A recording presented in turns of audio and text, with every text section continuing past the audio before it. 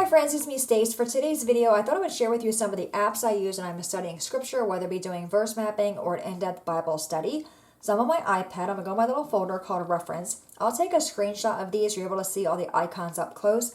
All of these apps are free for the iPhone except for one I did pay for additional features within the app. So the very first one is called Holy Bible, and this is basically just a Strong's Concordance. So unlike verse mapping, when I'm looking to define the word, I'm looking for the general definition. With in-depth Bible studies or a word study or a book study, I want to know what the meaning of that word is in that verse of scripture. And this lets me do that. So you can see all the words here underlined. They're the words you're able to look up. So if I go down and look up a word, let's look up the word, I don't know, we'll do the word spoken. Okay, so I'm going to you'll see it's underlined, just go ahead and click on it. It brings up the next screen. It shows me the verse here, the Strong's number. In this case, it's G2036. It gives me the transliteration, the pronunciation, the part of speech, and this one is a verb, and then we have the definition below that. And everything on the bottom here is it's not free. You have to pay to use these. I don't use them. I just use it as it is from the App Store, free of charge to use the Strong's Concordance. The next app I have is called Bible Hub. I really do like this app a lot. You can also find this on BibleHub.com. So when you download the app, it comes like this. I don't use any of these features here. I just use the Bible. So I'm going to click on that. You'll see it brings up this screen. You will see here at the very top, we're able to look for the book of the Bible we want to look in, the chapter. You can do that as well. Okay, so I do like that. That is right up there on the front. Then we have this blue bar. If you scroll across this is all the different translations of the Bible that it has. I'm going to go and click on ESV. That's the translation I use. Then you can see it brings up John 3. It also is red letter. I do like that. I'm able to zoom in by using my two fingers or zoom out. So I want to look up a word in this app. I would just find a word and go in and click on it and hold it down. A little window pops up. It says copy, look up, translate, or search web or share. If I click on search web, it'll go to the internet and go to dictionary.com to find that word. But I can right here, I can go ahead and click on look up. So within the app, it tells me the definitions here. I'm able to click on one of them and I can see all the definitions there. So I really do like that app a lot. The other thing I like within this app is below that we have all these things here. The only ones I use here are the PAR and the QUE. So the PAR is the parallel verses. So I'm going to click on that. So it's the same verse in different translations. So you can see all the different translations there. It also gives me the context of the verse. It gives me other cross references as well. My other favorite feature within this one is that bottom bar again. I'm going to go ahead and click on where it says QUE. That stands for questions. So when I'm reading John 3, these are questions I can ask when I'm reading that book. So it does help me dive deeper and look more into that meaning of that book. Okay, and again, this one was called Bible Hub. All right, the next one we have is called Parallel Plus. I only use this one. This is a free app. I only use this one to compare scriptures. And I can do that within Bible Hub. I just showed you there with the parallel. This is the same thing, but I'm able to see 5 and I'm able to choose which ones I want. So to change which ones you want, the little gear on the upper right hand corner, go ahead and click on that. Click on change of verses and you can add as many as you want here. Okay, I have 5. So I have the ESV, which is my main reading, the NIV, NLT, KJV, and the Amplified Bible. And when I scroll, they all scroll together. So if I'm down here, I can read verse 6, I can read verse 6, and so forth and so on all the way across. I do like that app as well. Next, we have Holy Bible. This is probably my all-time favorite app. This is from YouVersion. You open the app up, it looks like this. I am signed in. It is free to sign in and create an account. So at the very top, we have Today in Community. If you click on Community, you can join the community there. It's a great way to pray for others, have people pray for you, encourage, inspire. Okay, so I'm going to go back to today. It gives me the verse of the day, which I do like that. And when I do verse mapping, this is kind of how I find the verses. If I scroll down here, you can see there's more here, verse of the day images. So I can click on a piece here. I'm able to save it to my phone and use it as I want to. I'm going to go down the bottom and click on Bible. This takes me to the actual Bible. So right now I'm in Romans 10. You can just click on that to change your book. And then your translation, I'm going to click on ESV. You can see the other translations are here as well. So I'm reading in this one. Let me go and close that out. Okay, close that out. All right, so when I'm reading this one, I like to hit the play button and you'll hear it play. Brothers, my heart's desire and prayer to God for them is that they may be saved. For I bear them. And I like that it's in gray here so I can see exactly where they are, so I can follow along. This is a great one to use for names because a lot of the names I can't pronounce, and this does help me pronounce the names, and I just learn more about it that way. So I do like that when you're also able to click on a verse and highlight, as you can see here, that pops up. It says share, image, compare, note, pray, bookmark, copy, or related. If I click on compare, it's going to bring the same thing up as far as different translations. Okay, so I'm going to close that out. Click on the scripture again. So if I want to highlight it, I can just click on a color here, and I can make it be pink, and now that scripture is highlighted. Okay, we go to we go on the bottom again, go to plans. This is all the Bible plans. So if you want to click on find plans, you can look for any kind of word here. So look for plans for love. Go and click on the love category, and you will see here. And you can start any plan you want. So it's nice they have them there. Then they have down here, they have through the Bible. If I go farther down, actually it might not be on this page. It might be on the other one. And then you click on discover. I think it is. Yes, so here we have a new to faith category.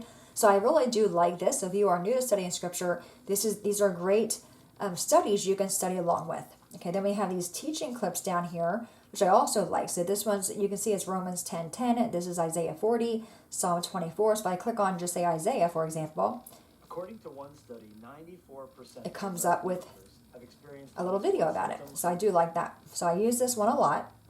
If you click on more over here, it does bring up the sidebar. I don't really use the sidebar too much, but it's there. Okay, so I use that one a lot as well.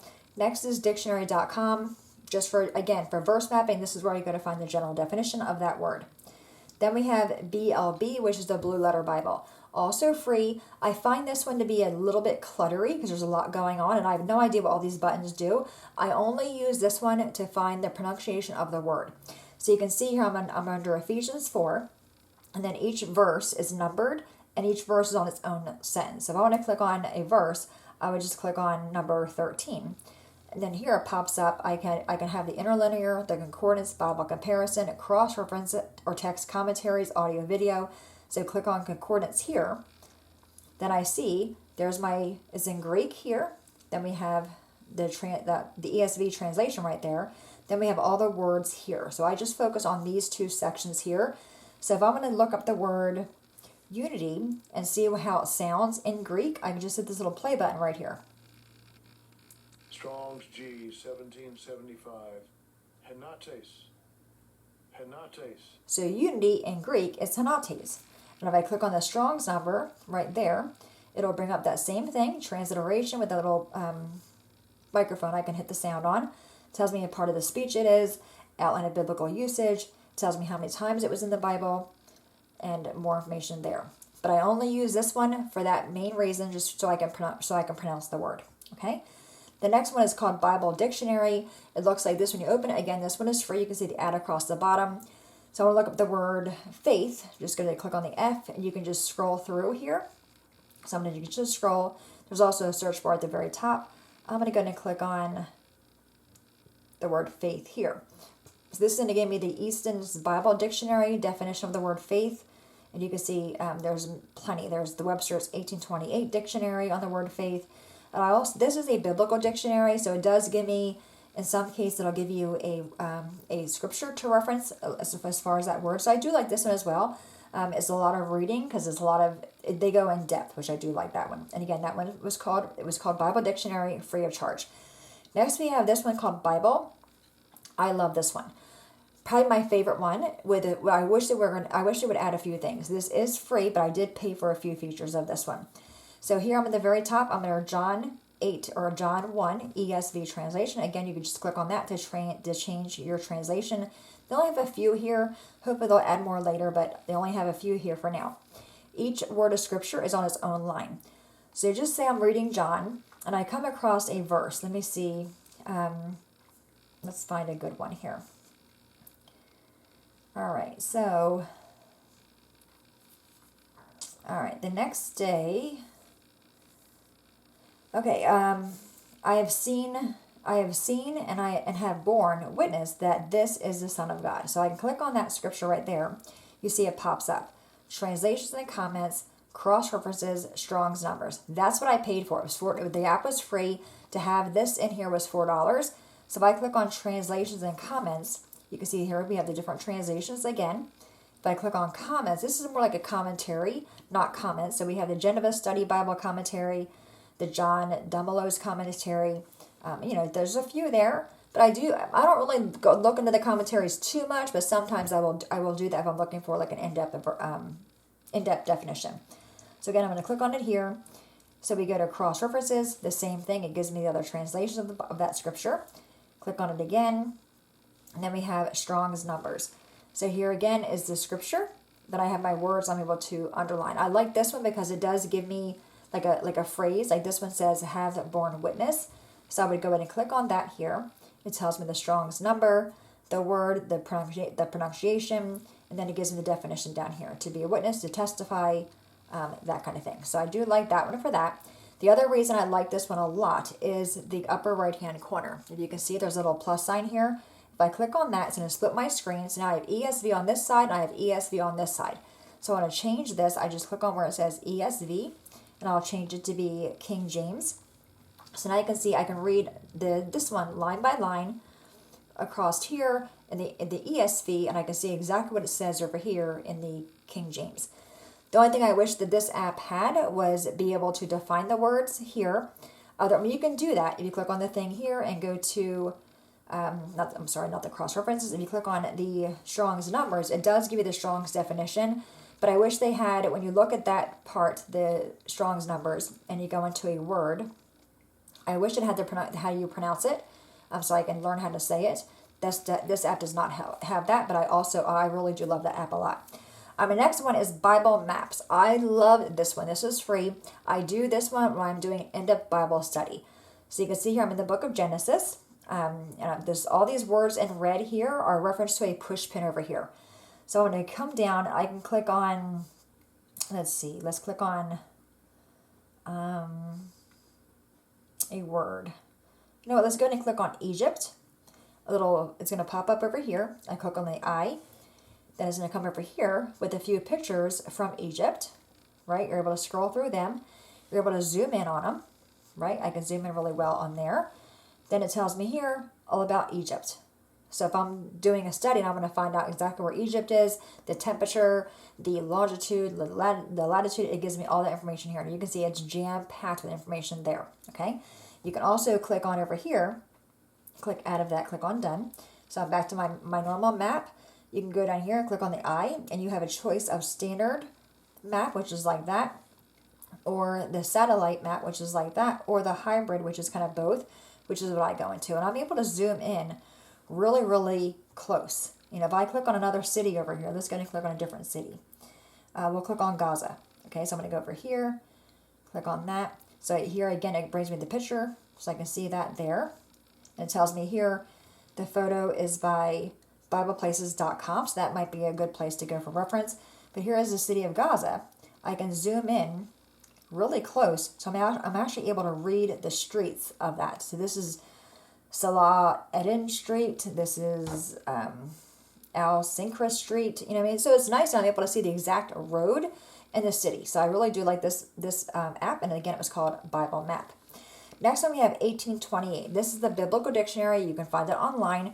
It actually is available online. I just bookmarked it to my iPad.